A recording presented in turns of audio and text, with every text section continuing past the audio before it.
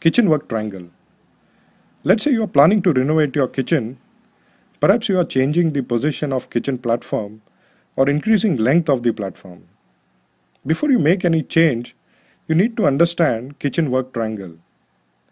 Every kitchen has an imaginary triangle that connects three main areas: sink area, cooking range, and food storage.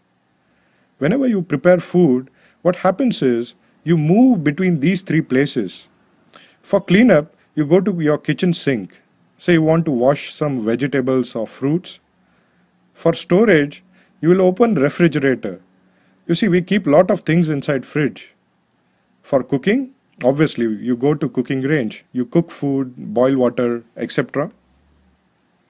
These 3 points and all those activities around it form kitchen work triangle. So when you prepare a meal, you do lot of walking between these 3 points. If you place these too far away from each other, you waste lot of energy in walking around. If corners are too close to each other, you will not have much space to work. Here are 3 tips for efficient kitchen work triangle.